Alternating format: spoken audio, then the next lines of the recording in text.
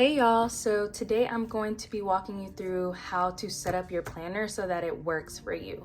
So all you're gonna need is a couple of blank pieces of paper, sticky notes, something to write with, and of course, your planner. So I'm using the Sterling Ink Common Planner in the TN size, and as you can see, I already started using it a little bit, but it's already in my olive colored traveler's notebook. So we're gonna use this and let's get started. So the very first thing I like to do is I like to write out my categories. So for me, I like to just use my planner for personal and work. Mine is sort of like a catch-all. So I'm gonna write my buckets for personal, work, and these are my two categories. Feel free to switch them up. Maybe you sort of break this one down even more into like fitness or reading or things like this, but these two categories work for me. So now, the next thing I want to do is I'm going to use my sticky notes and I'm going to just kind of list out all of the things I would want represented in my planner in each of these buckets. So let's do that. I'm actually gonna do these in two different sticky note colors. You don't have to, but it's just gonna make it easier for me to see what the heck I got going on. So let's do that.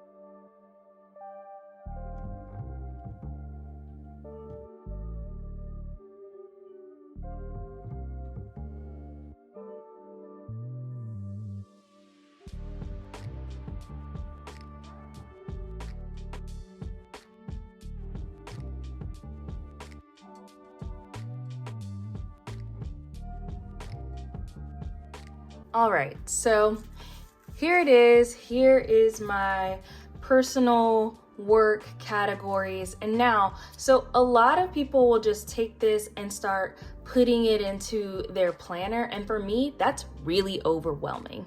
So what I like to do is grab my planner, flip through the pages and sort of take inventory of the features of the planner, because this is really going to make the difference in you actually getting things done. So we're going to get another piece of paper,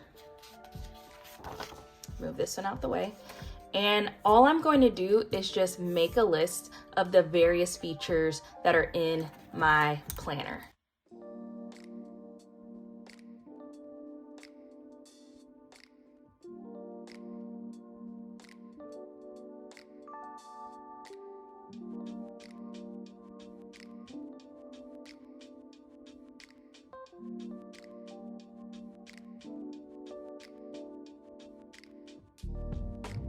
I now have all of the features that exist for my planner. I'll just write a little line, a few lines here.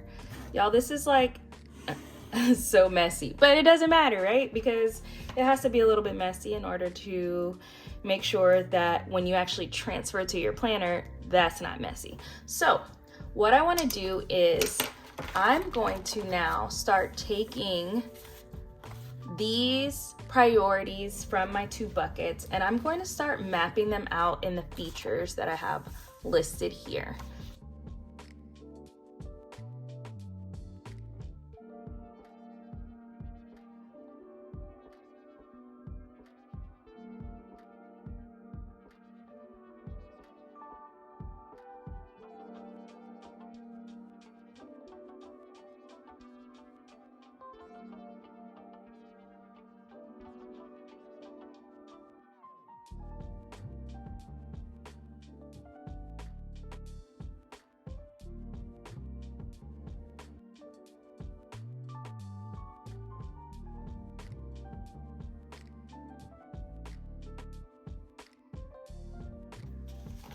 All right, so this is what I have so far. Now I'm just kind of like reviewing. As you can see, there are a few things that I felt like just didn't need to go into these particular spreads that are in that planner. So what I'm going to do is, let's just move this over, and I'm going to create another just little space here that's like extra or whatever, right? Because I think there are some other things that we can take advantage of, and that is sticky notes,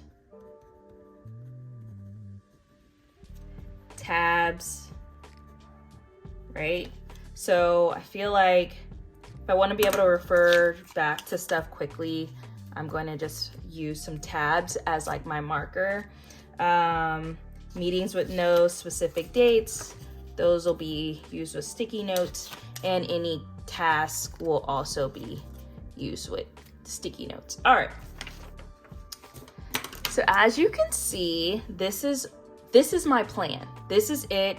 And so what I need to do is I need to now transfer these sticky notes into my planner to kind of see and play around with the layout and how I actually want it to be functional for me.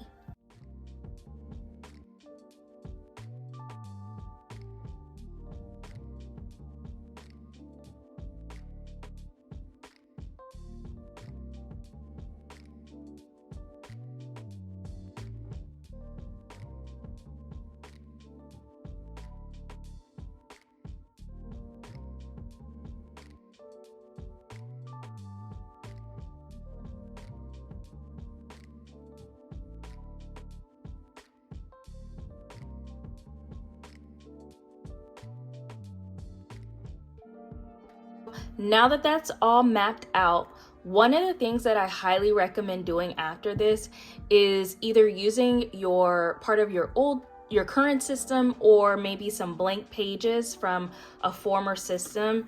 For instance, like this is a planner from 2021, right?